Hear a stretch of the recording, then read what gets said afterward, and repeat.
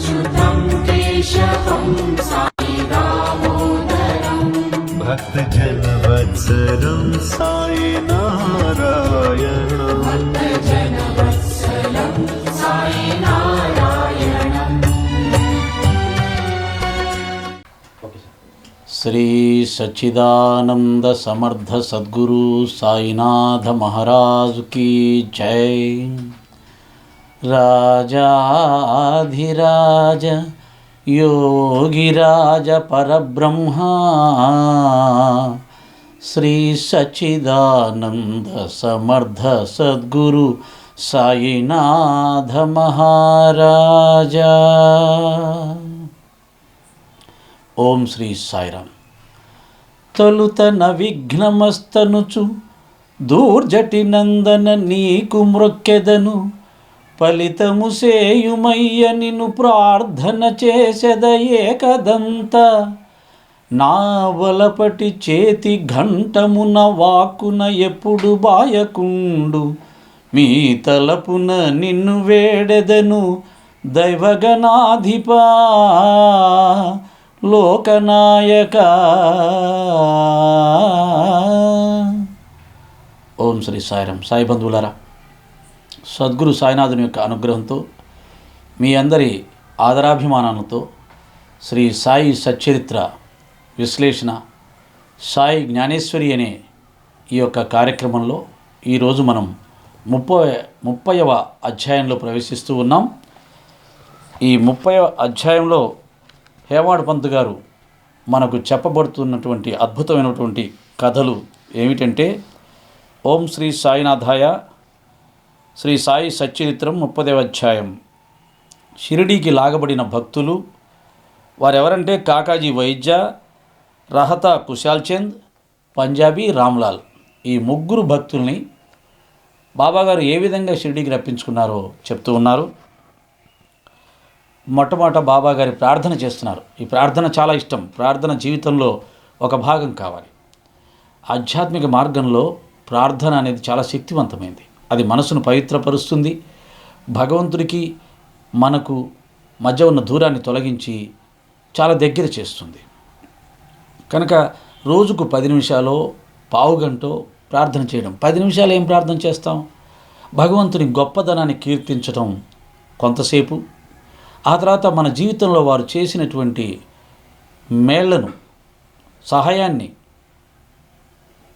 వారికి చెప్పుకోవటం, దానికి కృతజ్ఞత తెలుపుకోవడం, భవిష్యత్తులో మనల్ని ఏ విధంగా నడిపించాలో ప్రార్థన చేయటం, మనం ఏ విధంగా నడవాలనుకుంటున్నాం దాన్ని వారికి చెప్పటం, ఇవన్నీ కలిపినప్పుడు ఓ 10-15 నిమిషాలు ప్రార్థన అవుతుంది।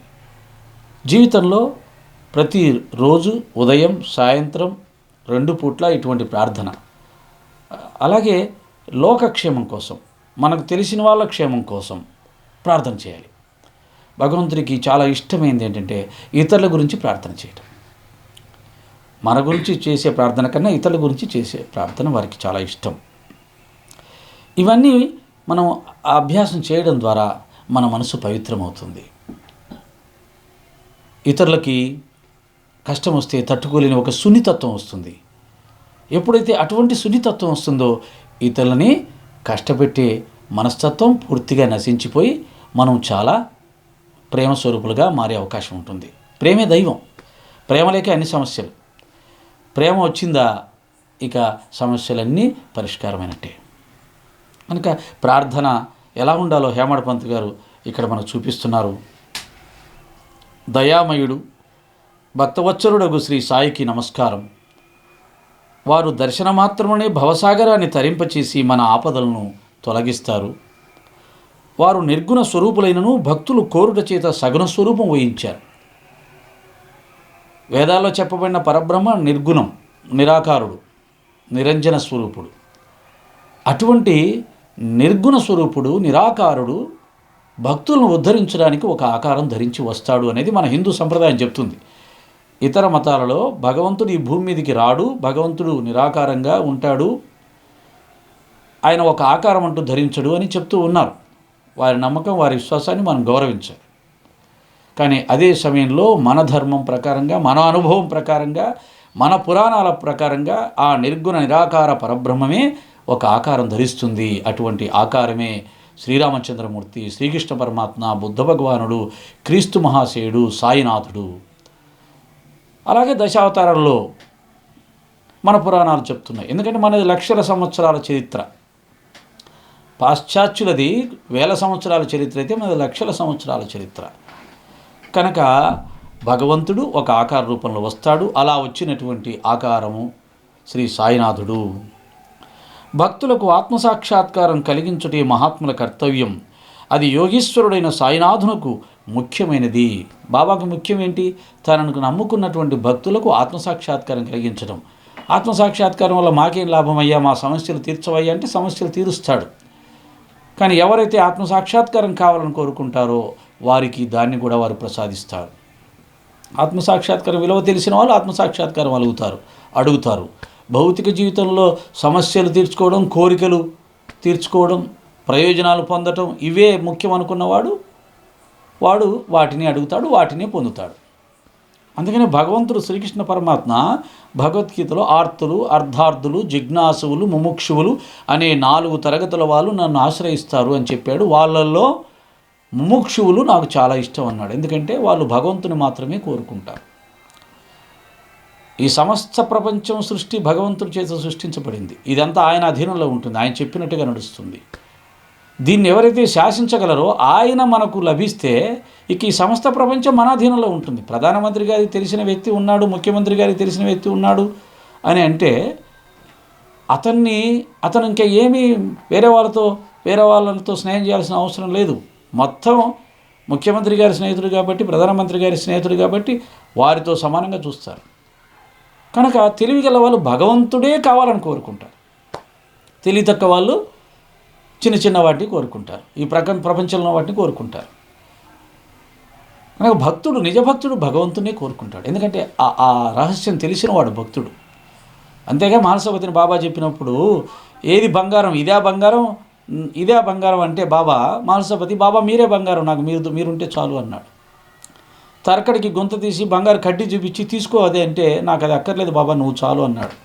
రేగేకి తాళం చేయి ఇచ్చి ఇదిగో నా ఖజానా అంతా నీకు ఇస్తున్నా తీసుకో అంటే నాకు ఇవన్నీ అక్కర్లేదు బాబా, నీ అనుగ్రహం ఉంటే చాలు, ఎన్ని జన్మలెత్తినా నేను నీ భక్తుడిగా జీవిస్తే చాలు, ఎన్ని జన్మలెత్తినా మీ అనుగ్రహం నాపై ఎప్పుడు ఉండేలా మీరు వరమిస్తే చాలు అన్నాడు. నిజభక్తుడు కోరుకునేది అదే. భగవంతుడు విలువ తెలిసిన వాళ్ళు మాత్రమే నిజభక్తులు, వాళ్ళు మాత్రమే అలా కోరుకోగలుగుతారు. అటువంటి నిజభక్తులుగా మనం మారే ప్రయత్నం చేద్దాం. వారి పాదములను ఆశ్రయించిన వారి పాపములెల్లా నశించును. సద్గురు పాదాలు గంగను సైతం ప్రక్షాళన చేసి పాపరహితం చేస్తాయని మనకు సచేతం చెప్పబడింది. అనేక మంది పాపాత్ములు గంగలో మునిగితే ఆ గంగ అమ్మ తల్లి వారి పాపాలను స్వీకరిస్తుంది. మరి ఆ పాపాలతో గంగ నిండిపోయి ఉంటుంది. ఎవరైతే సద్గురువులు ఆ గంగలో మునుగుతారో వారి పాదాలు తాకగానే గంగ పవిత్రమవుతుందంటే గంగ కన్నా సద్గురువులు పవిత్రులు. అట్టి వారి ప్రగతి నిశ్చయం. అంటే ఎవరైతే బాబా పాదాలను ఆశ్రయించారో వారు ఇహపరాలలో రెండిట్లో కూడా ఉద్ధరించబడతారు. వారి పాదములు స్మరించుచు పుణ్యక్షేత్రము నుండి బ్రాహ్మణులు వచ్చి వారి సన్నిధిలో వేదశాస్త్రములు పారాయణ చేసి గాయత్రి మంత్రాన్ని జపిస్తారు. మనం ఇంతకుముందు చెప్పుకున్నాం 100 సంవత్సరాల క్రితం ఎంత ఆచారం ఉంటుంది, ఎంత ఈ కులాచారము, దురాచారాలు ఇవన్నీ ఉండేవి. ఆ కాలంలోనే ఒక పాడుబడిన మసీదులో ఉన్న ముస్లిం ఫకీర్ వేషంలో ఉన్నటువంటి బాబా గారి పాదాలను కడిగి వారి పాదతీర్థాన్ని స్వీకరించారు బ్రాహ్మణులు. వాళ్ళ కులాచారాన్ని పక్కన పడేసి. ఎంతటి మహత్తు, ఎంతటి శక్తి, ఎంతటి అనుభూతి పొందకపోతే వారు ఆ పని చేయగలుగుతారు. అనుభవించిన వాళ్ళకి తెలుస్తుంది సాయి తత్వం అంటే ఏంటి, సాయి భక్తిలో ఉన్న ఆనందం ఏంటి అనేది. బెల్లం తిన్నవాడికి తెలుస్తుంది బెల్లం తీపి ఏంటి అనేది, తినని వాడికి ఏం తెలుస్తుంది. కనుక బెల్లం తినాలి అని బాబా లాంటి మహాత్ములను ఆశ్రయించాలి, సేవించాలి, వారి గురించి తెలుసుకోవాలి. అప్పుడు అనుభూతి తెలుస్తుంది. దుర్బలులము పుణ్యహీనులము ఒకటి చే భక్తి అనగానేమో మనకు తెలియదు. మనం ఎటువంటి వాళ్ళం మనందరి గురించి చెప్తున్నాడు. దుర్బలులం, మనం మనసు చాలా బలహీనం, పుణ్యహీనులం. పుణ్యం చేసుకొని పుట్టాలా మనం? పుణ్యం చేసుకుని పుడితే ఈ కష్టాలు ఎందుకు వస్తాయి? కాబట్టి మనకేం తెలుస్తుంది? భక్తి అంటే అంతతో సులభమా భక్తి అనేది? భక్తి అనేది మొల్లబాట అని చెప్పాడు. ఏదో సంకీర్తన చేస్తే భక్తి, దానం చేస్తే భక్తి, కలియుగంలో సంకీర్తననే మోక్షప్రదాయకం అన్నారని చెప్పేసి 4 పాటలు పాడితే భక్తి అని కాదు. హేమడ పంత్ అంటాడు భక్తి రహస్యం తెలుసుకోమన్నాడు. భక్తి రహస్యం ఒక్కటే, ఈ ప్రపంచం మీద పూర్తి వైరాగ్యం ఎవరు కలిగిందో, ఈ ప్రపంచంలో విలువైంది ఎంత గొప్ప విలువైందని నాకు అక్కర్లేదు, బాబా పాదాలు చాలు అనుకుంటారో వాళ్ళు నిజమైన భక్తులు. అది భక్తి రహస్యం అంటే. భక్తి ఎంత గొప్పదో తెలుసుకోవడమే భక్తి రహస్యం. మనకింత మాత్రం తెలియను, ఇతరులు మనల్ని విడిచిపెట్టినప్పటికీ బాబా మాత్రం మనల్ని విడవడు. ఎస్, ఒక్కసారి బాబా పాదాలు పట్టుకుంటే శ్రద్ధాభక్తులతో, ఒక్కసారి బాబా ఫోటోను చూస్తేనే అతన్ని 4 సంవత్సరాల తర్వాత కూడా బాబా గుర్తుపెట్టి ఇతను 4 సంవత్సరాల నుంచి నాకు తెలుసు అన్నాడు. అంత దయామయుడైన. ఇక మనం బాబాని నిత్యం ఏదో రకంగా పూజిస్తూ, సేవిస్తూ, ధ్యానిస్తూ, ఆయన హారతుల్లో పాల్గొంటూ సత్యత్ర పారాయణ చేస్తుంటే వదిలిపెడతాడా? ఎన్ని జన్మలు ఎత్తిన వదిలిపెట్టాడు. అయితే మన పూర్వజన్మల పాపాలు, సంస్కారాలను తొలగించడానికి ఎప్పటికప్పుడు ప్రయత్నం చేస్తాడు. కొంతమంది ఎక్కువ పాపాలు చేసి ఉంటారు కాబట్టి ఆయన ప్రయత్నం చేస్తూ ఉన్నా చాలా టైం పడుతుంది. కొంతమంది తక్కువ పాపాలు చేసి ఉంటే అది చాలా తక్కువ టైంలో ఉద్ధరించబడతారు. ఎక్కువ చేసినా తక్కువ చేసినా మనల్ని మాత్రం వదిలిపెట్టాడు. ఈ జన్మలు కాదు, 100 జన్మలకైనా మన వెనకాల ఉంటాడు, మనం నడిపిస్తుంటాడు, ఉద్ధరించే వరకు వదిలిపెట్టాడు. అది ఆ తండ్రి యొక్క కర్తవ్య కర్మ. ఒక సద్గురుని ఆశ్రయించడం వల్ల జన్మలే మనం రక్షించబడతాం. ఇంకా వేరే దేని వల్ల కాదు. ఈ జన్మలో సంపాదించిన ధనం మనం వెళ్ళిపోయేటప్పుడు ఈ జన్మలో కోట్లైనా సరే ఇక్కడే ఉండిపోతాం, మన వెనకాల రావు. కనుక సద్గురుని ఆశ్రయించాలి, సద్గురుని సేవించాలి, సద్గురు అనుగ్రహం పొందే ప్రయత్నం ప్రతి క్షణం చేయాలి. ఒకవేళ తప్పు చేసాం బాబా క్షమించు, మా మనసు ఇంకా బలహీనంగా ఉంది, మమ్మల్ని ఉద్ధరించు, నిన్ను ఆశ్రయించిన తర్వాత కూడా ఏంటి మాకు ఈ బాధ అని మనం హృదయపూర్వకంగా ప్రార్థన చేయాలి. వారి కృపకు పాత్రులైన వారు కావలసినంత శక్తి, జ్ఞానం, నిత్యానిత్య వివేకాన్ని పొందుతారు. ఎవరైతే బాబా కృపకు పాత్రలు అవుతారో వాళ్ళు కావలసినంత జ్ఞానాన్ని పొందుతారు, శక్తిని పొందుతారు, నిత్యానిత్యాలకున్న భేదాన్ని తెలుసుకుంటారు. అంటే ఈ యొక్క ప్రపంచం అనిత్యం, పరమాత్మ సత్యం అని దీని యందు మమకారం విడిచిపెట్టి పరమాత్మ యందు మమకారాన్ని కలిగి ఉంటారు అనేది సద్గురు అనుగ్రహం వల్ల మనకు తెలుస్తుంది. భక్తుల కోరికలను పూర్తిగా గ్రహించి సాయి వారిని నెరవేరుస్తాడు. ఎస్, మన కోరికలు ఏంటి? అవి మనని కింద పడేసేవా, నిలబెట్టేవా, అవి కూడా చూస్తాడు. లేకపోతే ఏది కోరితే అది ఇస్తుందా? చిన్నపిల్లవాడు కత్తి తీసుకుంటానంటాడు, వాడికి తెలియదు అది కోసుకుంటుందని. తల్లి ఇస్తుందా? ఇవ్వదుగా. అలాగే మనం కోరిన కోరికలను ఇవ్వడు. మన ఏ కోరిక మనకు సమంజసమో, ఏ కోరిక మనల్ని కాపాడుతుందో, ఏ కోరిక మనకు ఇబ్బంది లేకుండా ఉంటుందో అది గుర్తించి ఇస్తాడు. అది సద్గురు ఇచ్చే పద్ధతి. నువ్వు అడిగినన్ని ఇవ్వడు. అడిగావని చెప్పి ఇవ్వలేదు, 10 సంవత్సరాలు అడుగుతున్నాను బాబా నా కోరిక తీర్చలేదు అంటే కుదరదు. అది నీకు ఉపయోగపడుతుందా అని చూసిస్తాడు. అందుచేత ఎవరికి కావలసినవి వారు పొంది కృతజ్ఞత ఉండాలి. కృతజ్ఞత చాలా ఇంపార్టెంట్. మానవ జీవితంలో ఎవరైనా మనకు చిన్న సాయం చేసినా అతను గుర్తుపెట్టుకోవాలి. తిరిగి అతనికి మనం ఏదైనా సాయం చేసడానికి ఎప్పుడు సిద్ధంగా ఉండాలి. చాలామంది సాయం పొందుతాం, సాయం చేసిన వాడు మళ్ళీ మనకు కనపడితే ఎక్కడ అడుగుతాడని చెప్పి తప్పించుకొని తిరుగుతాం. కారణం ఏంటంటే ఏం లేదు, బలహీనత. మనం కొన్ని సుఖాలకు అలవాటు పడిపోయి ఉంటాం. ఇప్పుడు మళ్ళీ వాడికి సాయం చేయాలంటే ఈ సుఖాలు వదులుకోవాలి, కొంత టయాన్ని కేటాయించాలి. మన సుఖాలు మనం చూసుకునే స్వార్థపరుడు ఎప్పుడు కృతజ్ఞత అనేది ఉండదు. కృతజ్ఞత లేని వాడికి ఆధ్యాత్మికం అబ్బదు, గురువు అనుగ్రహం లభించదు. కానీ కృతజ్ఞత కృతజ్ఞత కృతజ్ఞత. బాబా చూడండి, బాయిజాబాయి తనను ఎత్తుక్కుంటూ వచ్చి ప్రేమతో అన్నం పెట్టినందుకు తన కుమారుడైనటువంటి తాత్యా మరణాన్ని తప్పించాడు. దానికోసం తాను శరీరాన్ని విడిచిపెట్టాడు. సరే, రకరకాలుగా ఉండొచ్చు. 2 ఉయ్యాలలు తెప్పించారు, దాంట్లో ఒక ఉయ్యాల పంపించేశాను కాబట్టి ఆయన కోసం బాబా ఏమి శరీరం వదిలిపెట్టలేదని కొంతమంది వేరే దాంట్లో తెలిసిన వాటిని విషయాలు చెప్పడం, దాన్ని కూడా చెప్తూ ఉండడం జరుగుతుంది. కానీ ఎక్కువ మంది నమ్మేది మన కళ్ళ కట్టినట్టు కనిపించేది శ్యామ జబ్బును తాను స్వీకరించి, శ్యామ మరణాన్ని తాను స్వీకరించి మానవ ధర్మంలో కృతజ్ఞత యొక్క గొప్పతనాన్ని లోకానికి చాటాడు అనేది ఎంత బాగుంటుంది. 2 ఉయ్యాలు తెప్పించాడు, 1 ఉయ్యాల వద్దని పంపించి తన ఉయ్యాల్లో తాను పడుకొని వెళ్ళిపోయాడు అని చెప్పి దానివల్ల సమాజానికి చెప్పిన మెసేజ్ ఏముంది? కనుక ఏదైతే సమాజానికి ఒక అత్యున్నతమైన మెసేజ్ వస్తుందో దేని ద్వారా, అదే గురువు చెప్పేది నిజమైంది. గురువు అదే చేస్తాడు. కనుక సచ్చరిత్ర ఆధారంగా మాత్రం ఈ 2 ఉయ్యాల కథ లేదు, అది వేరే ఆధారంగా వచ్చింది.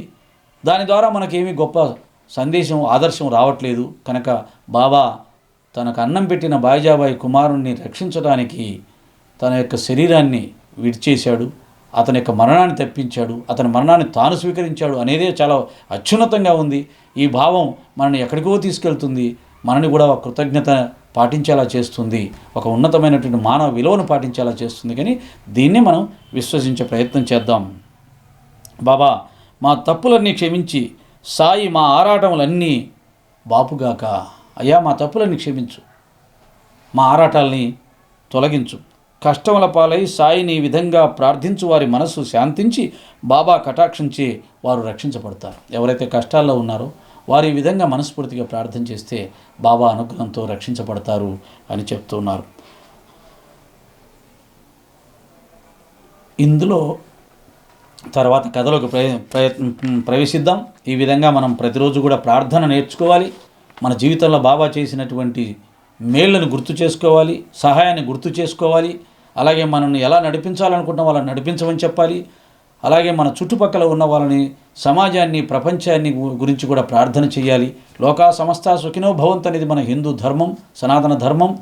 ఈ విధంగా ప్రార్థన చేయడానికి కావాల్సినంత ఉంటుంది. మనకు తెలిసిన మిత్రులు ఎంతోమంది ఎన్నో కష్టాల్లో ఉంటారు, మన కుటుంబ సభ్యులు ఎంతోమంది కష్టాల్లో ఉంటారు.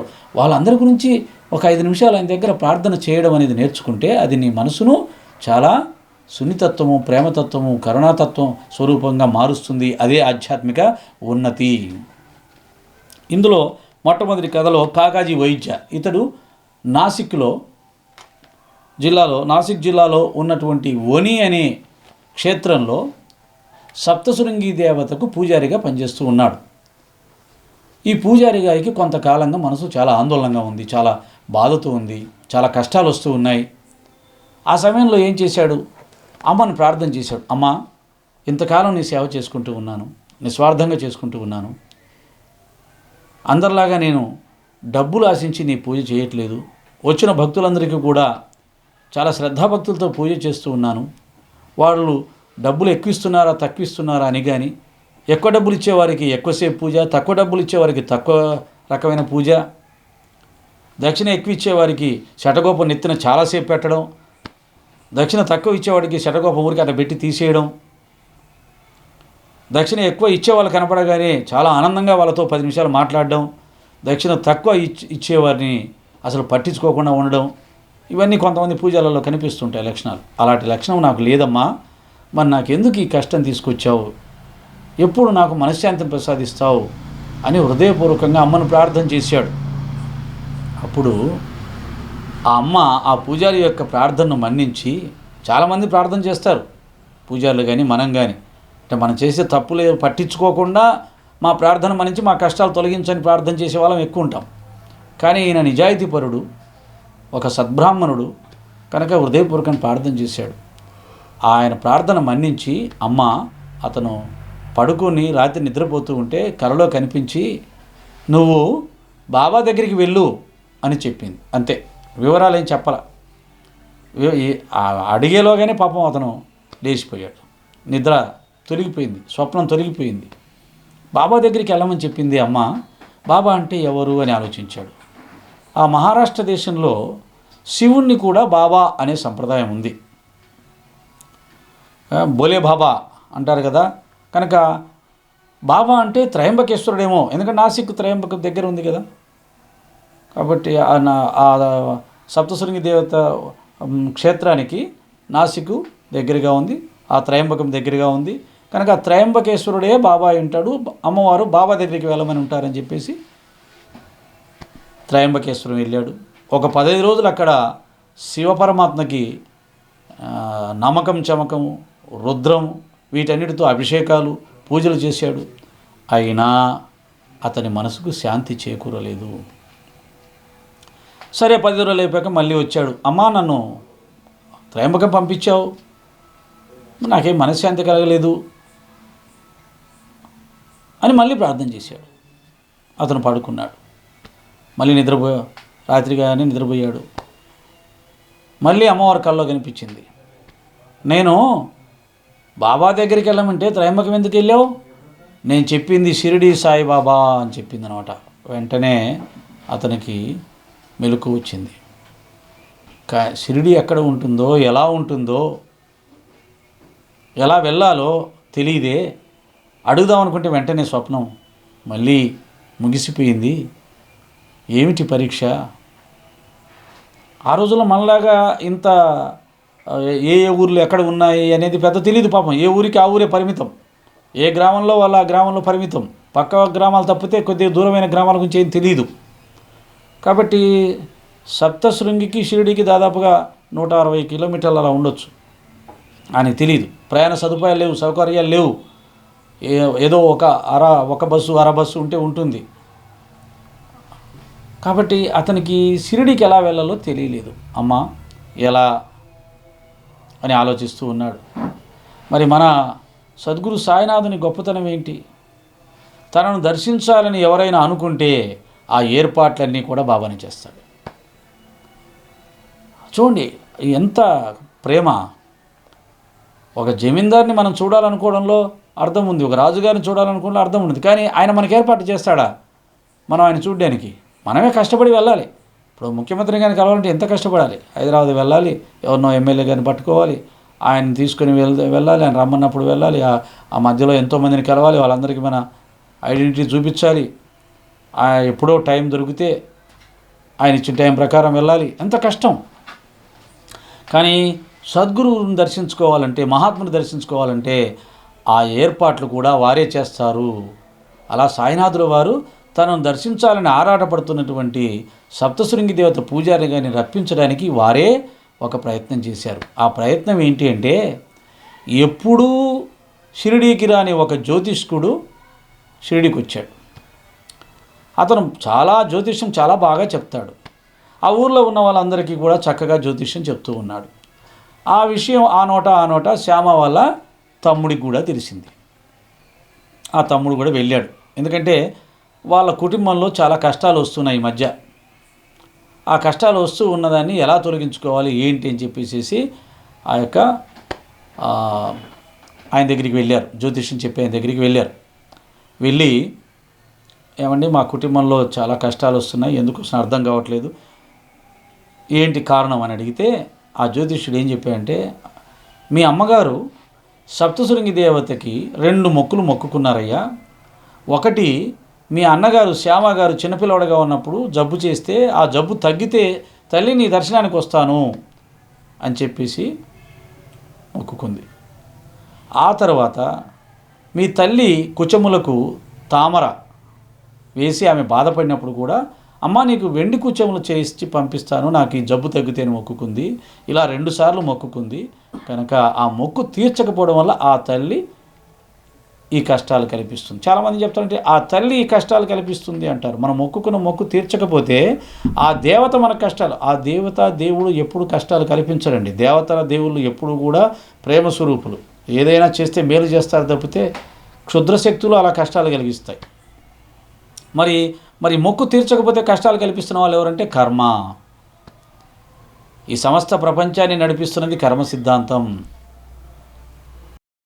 ఆ సిద్ధాంతమే నువ్వు ఆడిన మాట తప్పితే అది నీకు కష్టాన్ని కల్పిస్తుంది. నువ్వు అమ్మవారికి మొక్కుకున్నావురా, ఆ మొక్కు మర్చిపోయావని ఆ కర్మ దేవత మనని ఇబ్బంది పెడుతుంది.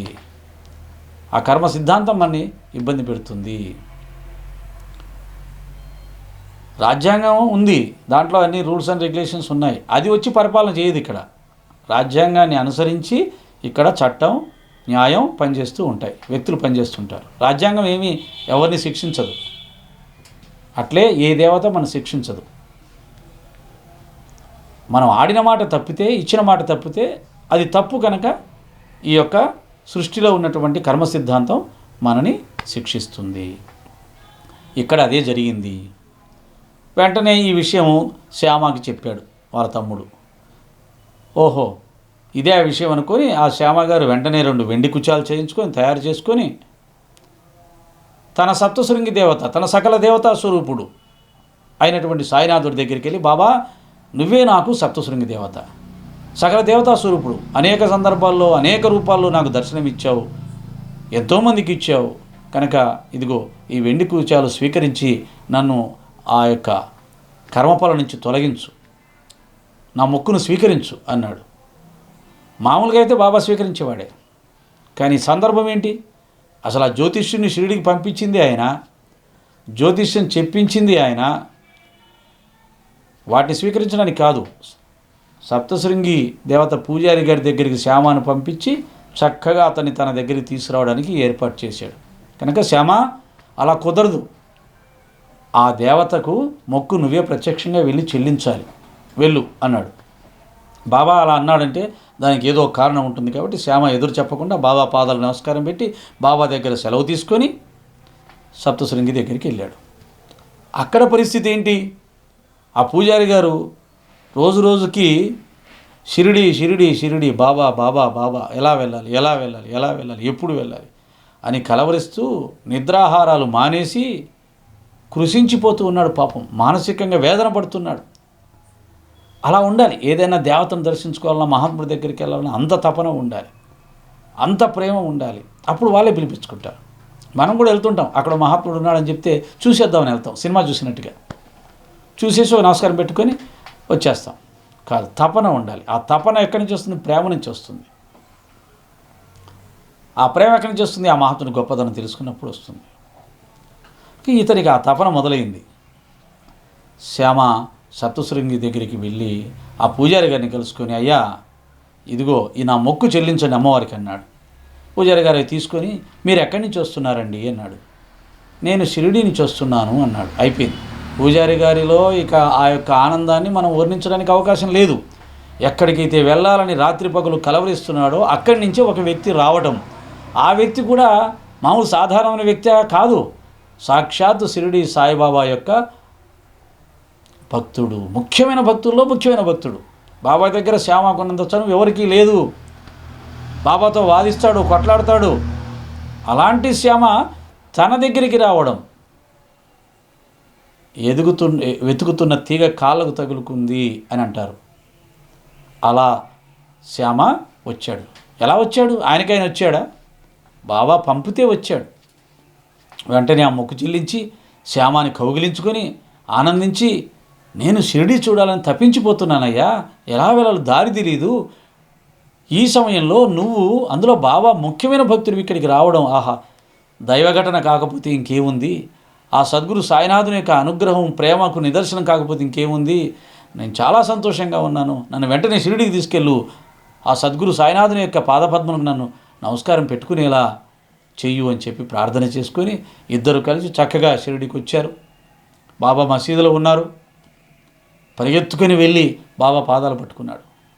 బాబా పాదాలు తాకగానే అతని మనసు బ్రహ్మానందాన్ని పొందింది. అంతవరకు ఉన్నటువంటి అశాంతి పటాపంచలైపోయింది. అష్టసాత్విక భావాలు కలిగాయి.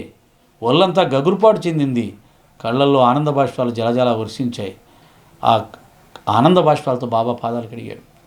ఇలా బాబా దర్శనానికి మొదటిసారి వచ్చిన ప్రతి వారు కూడా ఆ అనుభవాన్ని పొందారు, ఆనందాన్ని పొందారు. ఆ ఆనంద బాష్పాలతో బాబా పాదాలు కడిగారు. అంతటి గొప్ప భగవతత్వం కనుకనే ఇందాక చెప్పినట్టుగా బ్రాహ్మణులు, వేదాంగాలు చదివినటువంటి వాళ్ళు బాబా పాదాల దగ్గర బాబా పాదసేవ చేసుకుంటూ జీవితాంతం జీవించడానికి సిద్ధపడిపోయారు. లక్షల ఆదాయాన్ని వదులుకున్నారు. తమ కులాచారాన్ని, మతాచారాన్ని అన్నింటినీ వదులుకున్నారు. ఎవరేమనుకున్నా సరే ఈ పరమాత్మ సన్నిధే మాకు పెనిది అనుకున్నారు. అలా సప్తశృంగి దేవత పంపించిన ఆ పూజారి గారు ఎక్కడా దొరకని ఆనందాన్ని బాబా దర్శనంతో పొందారు. ఆశ్చర్యపోయాడు. ఇదేంటి, బాబా గారు ఒక మాట కూడా మాట్లాడలేదు, కనీసం నన్ను ఆశీర్వదించలేదు, వారి పాదాలను స్పృశించగానే నాకు ఇంతటి ఆనందం ఏంటి, నా అశాంతి అంతా ఏమైపోయింది, ఏమిటి దివ్యానందం, ఏమిటి పులకింత అని తనను తాను ప్రశ్నించుకున్నాడు. ఆ విధంగా బాబా దగ్గర 15 రోజులు ఉంటూ బాబా దగ్గర దివ్యానందాన్ని అనుభవించి, పరమానందాన్ని అనుభవించి, బాబా ఆశీస్సులు పొంది, బాబా ఇచ్చిన ఊదిని స్వీకరించి ఆనందంతో అమ్మ దగ్గరికి వెళ్ళిపోయాడు.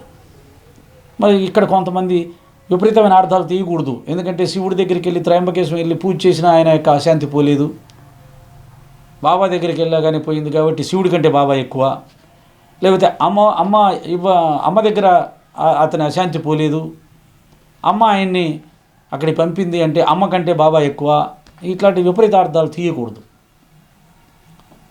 మానవుడికి సద్గురువు చాలా అవసరం. దేవతలు మనుషులకు జ్ఞానాన్ని ప్రసాదించటం, వాళ్ళ అజ్ఞానాన్ని తొలగించటం ఈ యొక్క పని పెట్టుకోరు. వారు ఉపాసన చేస్తే ఉపాసనకు వారి కోరికలు తీరుస్తారు. జ్ఞానాన్ని కలిగించే పని గురువుకి అప్పచెప్పారు. ఒక్క గురువు ఆశ్రయిస్తే తప్ప, గురు బోధనలు వింటే తప్ప అజ్ఞానం దొరకదు. అజ్ఞానం దొరికితే తప్ప మన సమస్యలకు అన్నిటికీ ఒకే పరిష్కారం దొరకదు. అన్నిటికీ ఒకే పరిష్కారం జ్ఞానం. అది ఇవ్వగలిగిన వాడు గురువు. కనుక దైవారాధన వల్ల ఆ దైవము ఆ యొక్క తన భక్తుణ్ణి గురు దర్శనానికి పంపిస్తుంది. ఇప్పుడు ఎలా ఉంటుందంటే, ప్రధానమంత్రి అయినంత మాత్రాన, ఒక ముఖ్యమంత్రి అయినంత మాత్రాన మన ఊళ్ళో ఉన్నటువంటి ఎస్ఐ గారి బాధ్యతలు ఆయన చేయడానికి వీల్లేదు. ఎవరైనా తప్పు చేస్తే ఎస్ఐ అరెస్ట్ చేయాలి, తీసుకెళ్ళాలి, జైల్లో పెట్టాలి, ఎఫ్ఐఆర్ రాయాలి. ఎఫ్ఐఆర్ వచ్చి ముఖ్యమంత్రి రాయకూడదు. ముఖ్యమంత్రి గారు ఎఫ్ఐఆర్ రాస్తే కుదరదు. కనుక ఎవరిది వాళ్ళే నిర్వర్తించాలి. కనుక గురువు యొక్క బాధ్యత, పాత్ర గురువే నిర్వర్తిస్తాడు. దేవతలందరూ తలదూర్చరు. కనుకనే ఈ దేవతలందరూ ఎవరైతే తమ భక్తులు ఏది ఉన్నారో వాళ్ళని ఉద్ధరించడానికి గురువు దగ్గరికి పంపించారు అనేది గ్రహించాలి. అంతేగాని ఆ దేవతల కంటే గురువు ఎక్కువ, ఇంకా ఆ దేవతల కంటే గురువు ఎక్కువ అంటే మన జ్ఞానం అజ్ఞానమే. ఎందుకని గురువుకి దేవతకు తేడా లేదు, ఇద్దరు ఒకటే అని చెప్పాం కదా మళ్ళీ. కానీ ఒకటే. అలా సప్తశృంగి దేవత పూజారి గారు ఉద్ధరించబడ్డారు, తన సమస్యను పరిష్కరించుకోగలిగారు. ఆ తర్వాత రహతా కుశాల్ చంద్. ఈ యొక్క రహతా కుశాల్ చంద్ బాబాకు ముఖ్య భక్తుడైనటువంటి మరొక భక్తుడి యొక్క తమ్ముని కొడుకు. ఆ యొక్క భక్తుడికి బాబాకు చాలా సాన్నిధ్యం. అతన్ని ఎంతగా ప్రేమించేవాడో ఈ యొక్క కుశాల్ చంద్ను కూడా బాబా అంతగా ప్రేమించేవాడు.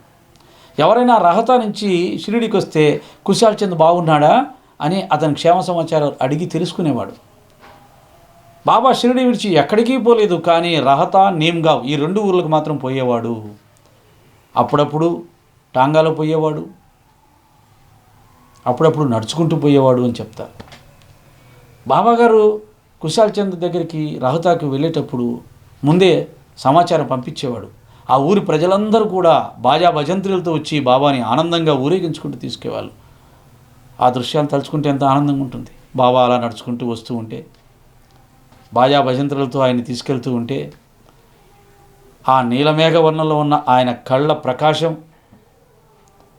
ఆ పచ్చని నిమ్మపండులా ఉండే ఆయన శరీరం, ఏవో లోకాలను చూస్తున్నటువంటి ఉండే ఆ చూపు ఎంత అద్భుతంగా ఉంటుంది. వెళ్ళిన తర్వాత కుశాల్ చంద్ ఇంటికి వెళ్తే, కుశాల్ చంద్ ఇల్లు పెద్ద కోటీశ్వరుడు. ఆ భవంతి మొత్తం ప్రజలతో నిండిపోయేదంట. అలా ఒక పూటంతా ఉండి ఆయన పెట్టిన ప్రసాదాన్ని స్వీకరించి ఆయనతో ముచ్చటించి వచ్చేవాడంట. అనంతకోటి బ్రహ్మాండ నాయకుడు ఒక సాధారణమైనటువంటి భక్తుడి ఇంటికి తానే నడుచుకుంటూ వచ్చి వారి క్షేమ సమాచారాలు కనుక్కొని వారితో మాట్లాడి ఒకరోజు గడిపిపోవడం అంటే ఒక పండరినాథుడికి చెల్లింది. భక్తులతో అంత సాన్నిధ్యంగా ఉండడం ఆ తర్వాత సాయినాథుడికి చెందింది. అందుకే సిరిడి మాఝే పండరపూరా అని చెప్పి మనం పాడుకుంటూ ఉంటాం. ఆ షిరిడీలో ఉన్నటువంటి సాయినాథుడే పండరిపురంలో ఉన్న పండరీనాథుడు. ఆ పండరీనాథుడు ఎలా తన భక్తులతో ఆడుకున్నాడో, పాడుతూ వారి చుట్టూ తిరుగుతూ ఉన్నాడో, వారి యొక్క నిత్యకర్మల్లో పాలు పంచుకున్నాడో, వారి కష్టాల్లో పాలు పంచుకున్నాడో, వారిలో ఒకటిగా ఉన్నాడో, తిరిగి సాయినాథుడు కూడా అలాగే ఉన్నాడు. కాబట్టే ఈనాడు ఆ సాయినాథుడే పండరీనాథుడైపోయాడు. ఆ విధంగా అటువంటి కుశాల్ చంద్ని పిలిపించడానికి, అంటే భక్తుడిని తన దగ్గరికి పిలిపించుకోవడానికి బాబాగారు కుశాల్ చంద్ గారు నిద్రపోతుంటే, మధ్యాహ్నం కాస్త ఆహారం స్వీకరించి నిద్రపోతుంటే స్వప్నంలో కనిపించి, నువ్వు వెంటనే షిరిడీకి రా అని చెప్పారు. వెంటనే కుశాల్ చంద్ లేచాడు. బాబా రమ్మని చెప్పాడు. చాలా రోజులైంది బాబా దర్శనం చేసుకోవాలనుకుంటూ ఉన్నాడు, కానీ పని ఒత్తిడిలో పడిపోయి లౌకిక వ్యవహారాల్లో మునిగిపోయి బాబా దర్శనం చేసుకోలేకపోతున్నాడు. కానీ బాబా దర్శనం చేసుకోలేకపోతున్నానే వెళ్ళాలని తప్పిస్తున్నాడు. కాబట్టి వెంటనే బాబా గారు కల్లో కనిపించి రమ్మని పిలిచాడు. ఇంక రమ్మని పిలిచాక పోకుండా ఉండలేడుగా. ఎవరైనా సరే పోకుండా నిర్లక్ష్యం చేస్తాం, కానీ ఆయన కనిపించి పిలిచాడు అనుకో ఉండలేం. కనుక తనను మర్చిపోయిన వాళ్ళని తానే జ్ఞాపకం చేసి తన దగ్గరికి పిలిపించుకొని తన దర్శన భాగ్యాన్ని కలిగించి వారిని ఆనందంలో ముంచటం బాబా యొక్క గొప్పతనం, బాబా ప్రేమకు నిదర్శనం. వెంటనే కుశాల్ చంద్ నిద్రలేచాడు. తన కొడుకును పంపించాడు. నా దగ్గర బండి లేదు, పని మీద బండి బయటికి వెళ్ళింది, జట్కా బండి రాగానే నేను వస్తానని చెప్పు, నువ్వు వెళ్ళి బాబాకు చెప్పు అని అతను గుర్రం మీద వెళ్ళాడు బాబాకు చెప్పడానికి. ఇక్కడ బాబా ఏం చేస్తున్నాడు, దీక్షితుని పిలిచి నువ్వు వెంటనే బండిలో వెళ్ళి ఆ కుశాల్ చంద్రుని తీసుకొని రా అన్నాడు. బాబా ఆజ్ఞ అయ్యింది. వెంటనే దీక్షిత్ బండి తీసుకున్నాడు, రాహతాకి వెళ్ళాడు. కుశాల్ చంద్రు కూర్చొని ఉంటే వచ్చి ఏంటి మీరు ఇలా వచ్చారు అని అంటే, బాబా గారు నేను వెంటనే తీసుకొని రమ్మన్నాడు అన్నాడు. అది నాకు ఇప్పుడే పడుకుంటే కలలో బాబా కనిపించాడు, రమ్మని అన్నాడు.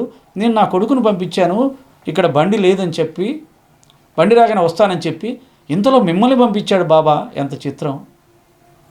ఆయన నా కళ అనేది, స్వప్నం అనేది ఉట్టిది కాదు, ఇది సత్యం. తెల్లవారుజామున మాత్రం వస్తేనే కళలు సత్యం కాదు. బాబా భక్తులకు మధ్యాహ్నం వచ్చినా ఎప్పుడు వచ్చినా అవి సత్యమే అని నిరూపించాడు. కుశాల్ చందు కాకసాబ్ దీక్షిత్తో బండిలో వెళ్ళాడు, బాబాను దర్శించుకున్నాడు, ఆనందించాడు. ఇక్కడ బాబాగారు తన భక్తులని, వారి యొక్క మనసును గ్రహించి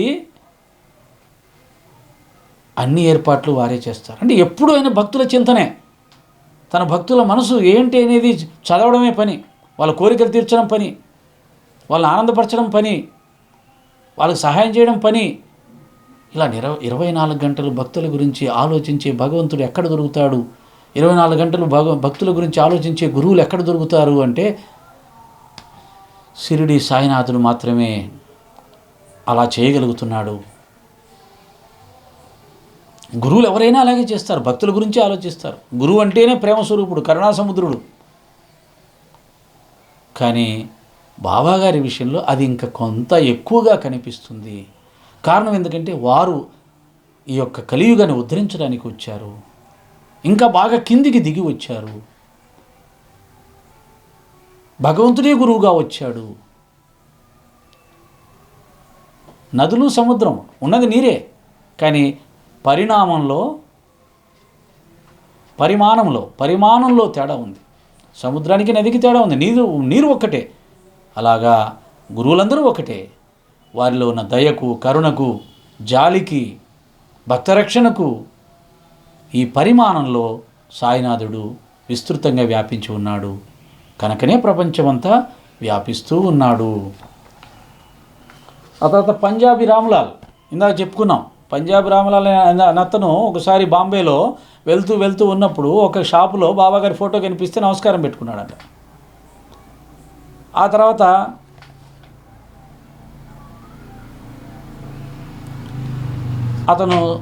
అతని స్వప్నంలో కూడా బాబా కనిపించి, మన్నించాలి, స్వప్నంలో ఒకసారి అతని స్వప్నంలో బాబా కనబడి షిరిడీకి రమ్మని పిలిచాడు. కానీ బాబా ఎక్కడున్నాడో అతనికి తెలియదు. బాంబేలో ఒక వీధిలో నడుచుకుంటూ పోతుంటే ఒక దుకాణంలో బాబాగారి ఫోటో కనిపించింది. ఇతను వెంటనే అక్కడికి వెళ్ళి ఆ దుకాణ యజమాని అడిగాడు, ఆ ఫోటో ఎవరిది, వారు ఎక్కడ ఉంటారు అన్నాడు. అది షిరిడి సాయిబాబాది, వారు షిరిడిలో ఉంటారు అనగానే వెంటనే ఈ పంజాబీ రామ్లాల్ షిరిడీకి వెళ్ళి బాబా దర్శనం చేసుకున్నాడు. కేవలం దర్శనం చేసుకోవడం కాదు, అతను ఎంత మహాభాగ్యవంతుడు, ఎంత అదృష్టవంతుడంటే ఒక్కసారే షిరిడీకి వెళ్ళాడు. మొదటిసారి వెళ్ళగానే బాబాలో ఉన్న గొప్పతనాన్ని గ్రహించాడు. ఇక నా జీవితాన్ని ఇక్కడే కొనసాగించాలి, ఈ యొక్క పరమాత్మ పాద సన్నిధిలోనే నా జీవితాన్ని ముగించాలని నిర్ణయం చేసుకున్నాడు. చివరి వరకు బాబా పాదసేవలోనే జీవించాడు. షిరిడీలోని శరీరాన్ని విడిచిపెట్టాడు. మనం కూడా వెళ్తున్నాం, 10 సార్లు వెళ్ళాం, 1 సార్లు వెళ్ళాం, 2 సార్లు 4 సార్లు వెళ్ళాం. కానీ షిరిడీలోనే ఉండాలని ఎంతమందికి అనిపిస్తుంది? దానికి కూడా ఆయన చేత అంత రుణానుబంధం ఉండాలి. షిరిడీలోనే ఉండిపోక్కర్లా సంసారం వదిలేసి, కొన్ని రోజులు ఎక్కువ రోజులు ఉండే నిర్ణయం తీసుకోగలిగితే పర్వాలేదు. షిరిడి వెళ్ళి వెంటనే పరిగెత్తుకొచ్చేస్తుంటాం. మనకు సంసారం మీద ఉన్నంత ఇష్టం బాబా మీద, షిరిడి మీద ఉండకపోవచ్చు, లేదా బాధ్యతలు, కర్మలు మన వెనక్కి లాగుతూ ఉండవచ్చు. కనుక షిరిడి క్షేత్రంలో ఎక్కువ రోజులు ఆ దివ్యమంగళ విగ్రహాన్ని దర్శిస్తూ ఆ పవిత్రమైన వాతావరణంలో జీవించాలి అనే నిర్ణయం చేసుకోవడం కూడా బాబా మీద మనకున్న ప్రేమకు నిదర్శనం అవుతుంది. ఇవి ఎప్పుడు ఉండే సంసారం, సంపాదన ఇదేమి మనతో వచ్చేది కాదు, శాశ్వతం కాదు. ఎన్నిసార్లు విన్నా సరే దీని మీదే మమకారం మనకు. కనుక షిరిడీలో వెళ్ళినప్పుడు ప్రశాంతంగా 2-3 రోజులు ఉండి వీలైతే ఇంకా ఎక్కువ రోజులు ఉండి ప్రయత్నం చేయొచ్చు. లేదండి బాబా అంతటా ఉన్నాడు కదా అనే జ్ఞానం నీకుంటే ఏమి ఇబ్బంది లేదు. అంతటా బాబాను దర్శించే స్థాయి నీకు ఉంటే నువ్వు ఎక్కడ కూర్చుంటే అక్కడే షిరిడి, అక్కడే బాబా. ఆ జ్ఞానం కనుక నీకు లేకపోతే ఎక్కువసార్లు షిరిడీకి, ఎక్కువ రోజులు షిరిడీలో ఉండే ప్రయత్నం చేస్తే బాబాకు మనకు ఉన్న రుణానుబంధం పెరుగుతుంది, ఆధ్యాత్మిక జాగృతి కలుగుతుంది. ఎందుకంటే గురుస్థానం అది, భూమండలానికి అంతా కూడా గురుస్థానం అది. కలియుగ దత్తాత్రేయుడు ఉన్నటువంటి స్థానం అది. దత్తక్షేత్రాలు అన్నింటిలో శక్తివంతమైన స్థానం ఇది ప్రస్తుతం. కనుక ఎన్నిసార్లు వీలైతే అన్నిసార్లు, ఎన్ని రోజులు అయితే అన్ని రోజులు అక్కడ ఉండే ప్రయత్నం చేయాలి. ఈ విధంగా మధురమైనటువంటి ఈ కథలను మనకు వినిపించినటువంటి హేమాడ్ పంత్ గారికి జన్మజన్మలకు రుణపడి ఉండి, ప్రాతకాలం వారిని బాబాతో పాటుగా వారికి కూడా నమస్కారం పెట్టుకొని కృతజ్ఞత చెప్పుకునే అలవాటు కూడా మనం చేసుకునే ప్రయత్నం చేద్దాం. ఇంతవరకు ఆ ప్రయత్నం నాకు కూడా జరగల, ఇప్పుడు చెప్పించాడు బాబా గారు. కనుక రేపటి నుంచి నేను ప్రయత్నం చేస్తాను, బాబా గారికి నమస్కారం పెట్టుకుంటాను. కానీ హేమాడ్ పంత్ గారికి పెట్టే అలవాటు రాలా, ఇప్పుడు పలికిచ్చాడు. కాబట్టి ఏదైతే నా నోటితో పలికిచ్చావో దాన్ని ఆచరింపచేసే బాధ్యత కూడా బాబా మీదే. మీరు కూడా అలా ప్రార్థన చేయండి. ఇంతటితో ఈ 30వ అధ్యాయాన్ని నేను ముగిస్తున్నాను. శ్రీ సచ్చిదానంద సమర్థ సద్గురు సాయినాథ్ మహారాజ్ కీ జై. ఓం శ్రీ సాయిరామ్.